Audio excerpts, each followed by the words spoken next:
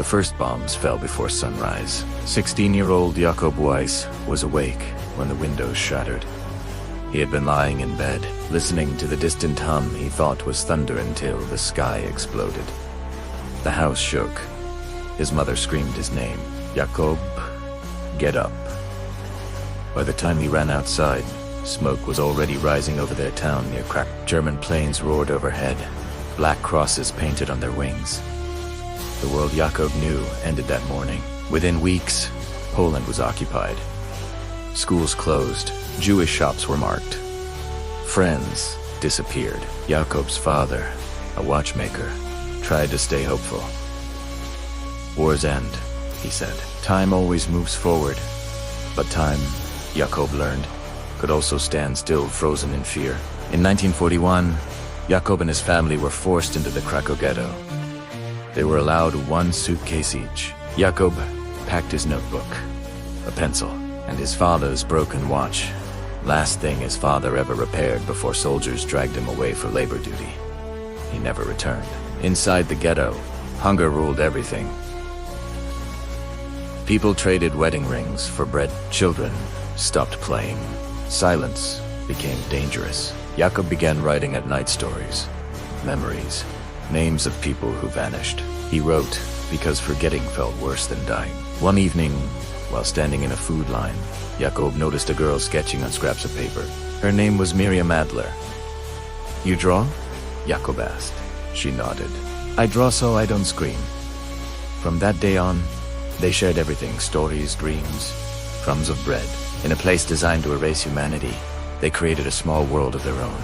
In 1943, the ghetto was liquidated. Jakob, Miriam, and thousands of others were loaded into cattle cars. No one knew where they were going. The train stopped at Auschwitz. Smoke hung in the air. The smell burned Jakob's lungs. Guards shouted. Dogs barked. People were separated left and right. Jakob never saw his mother again.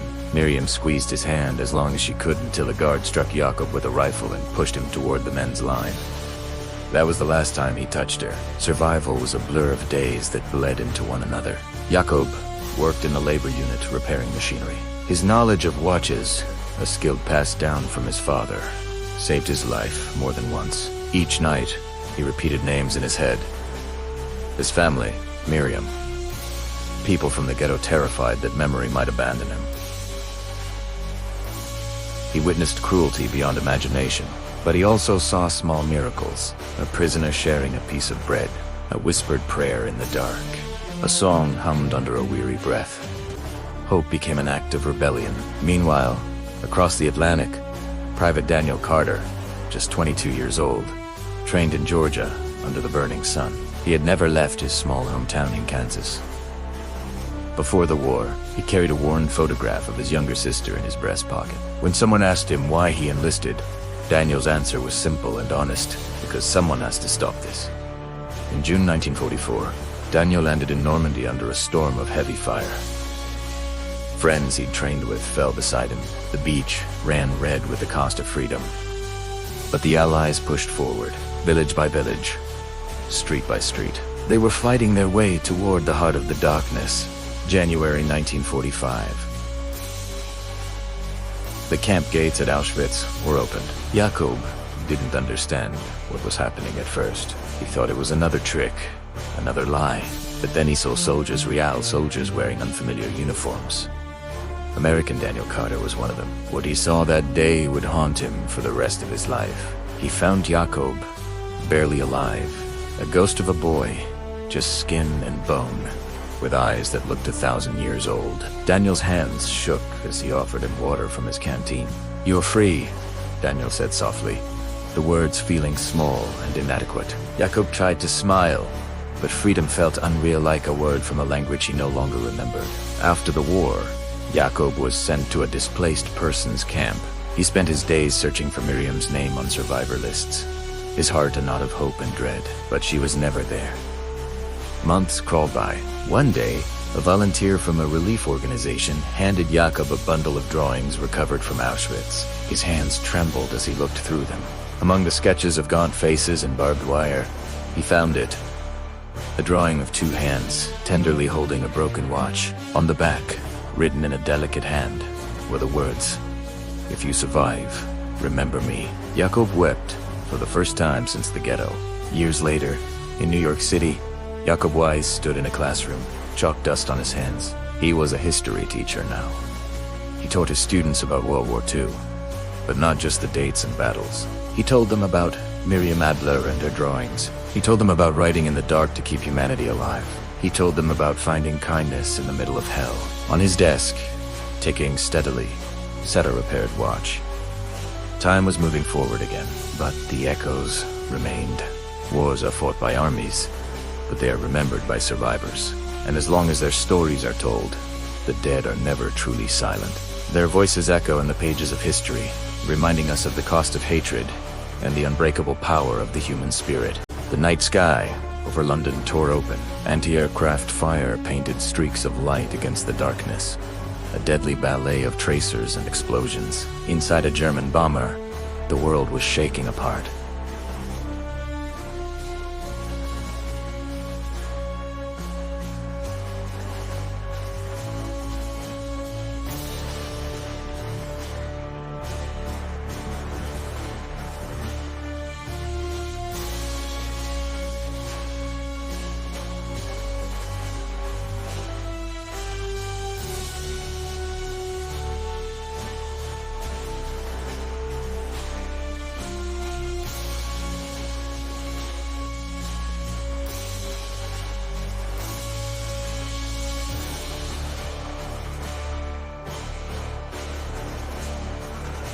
He was alive, but he was down. In enemy territory, as the blackness threatened to swallow him, he thought of home, of his sister, of a life that seemed a million miles away.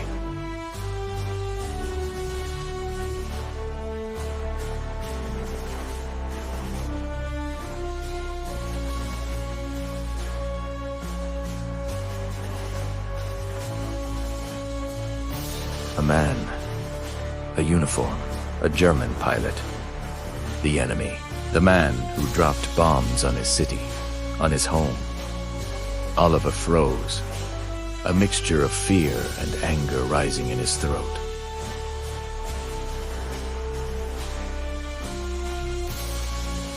He looked up, his face pale and etched with pain. He was just a boy himself, not much older than Oliver's own brother who was away fighting.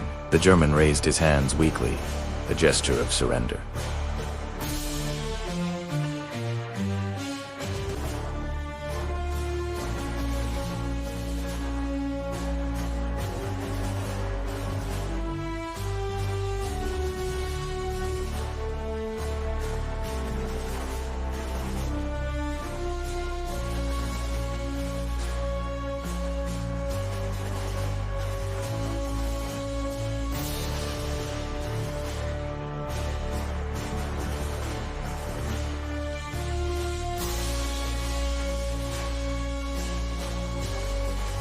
They will hang us for this. This is treason.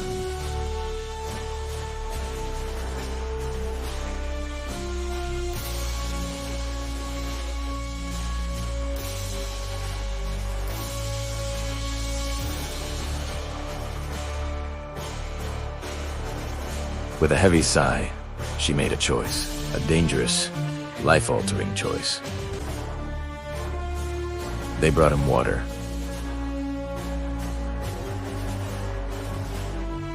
For 2 days, they kept him hidden, sharing their meager rations, risking everything for a stranger, an enemy. In the quiet confines of the shed, the barriers of war began to crumble.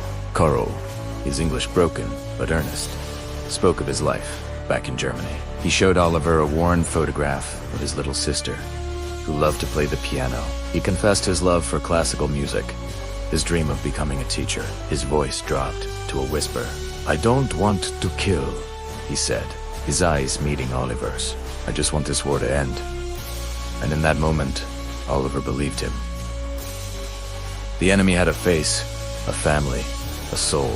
The inevitable arrived on the third morning. A pair of British soldiers, acting on a tip from a neighbor, marched up to the house. There was no escape.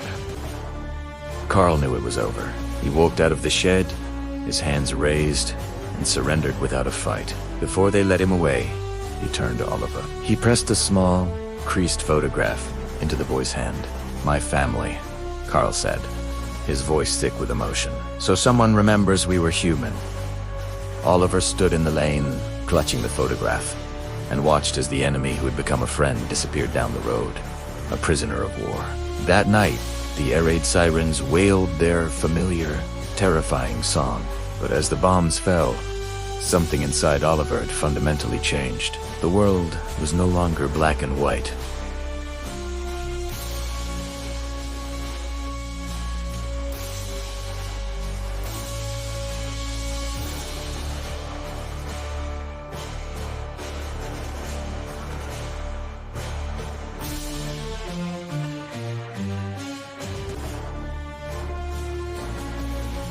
"A hero of Britain," the letter said. Oliver wept for the father he would never see again, but through the tears, he also felt a deep, swelling pride. The conflict spread like a plague across the globe, from the deserts of North Africa to the frozen plains of Russia, from the heart of Europe to the islands of the Pacific. Millions perished.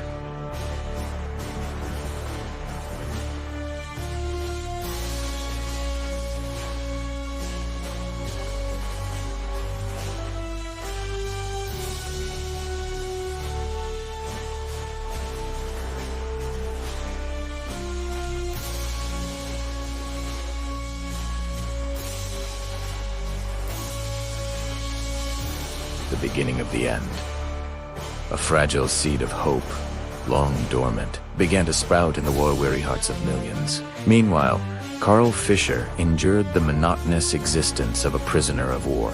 He spent years in a British POW camp, working in fields under the watchful eyes of guards. He read every book he could get his hands on, teaching himself to read and write English fluently.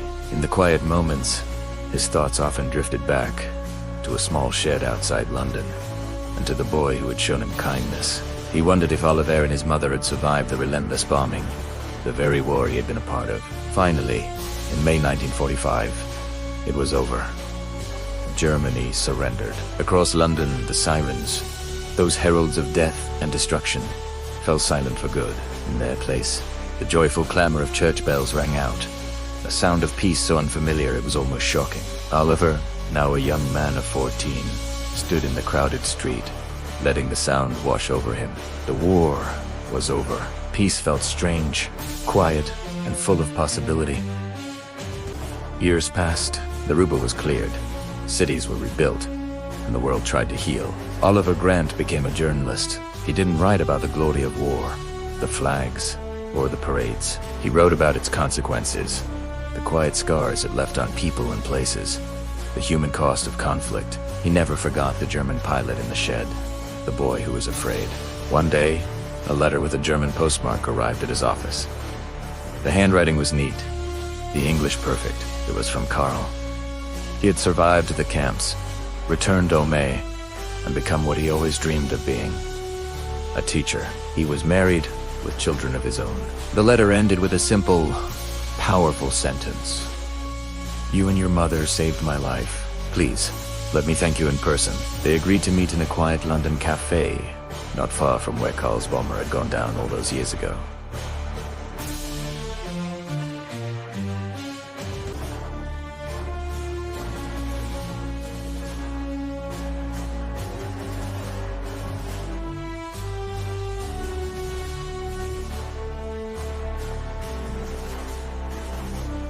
It was the picture of his sister.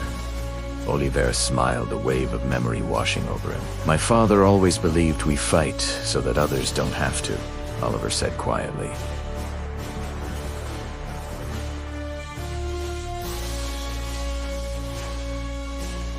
World War II was a conflict defined by grand strategies, massive armies, and devastating weapons. But its true history, the one that endures, is written in the countless small, human choices made by ordinary people in extraordinary times. Choices of courage, of defiance, and of compassion.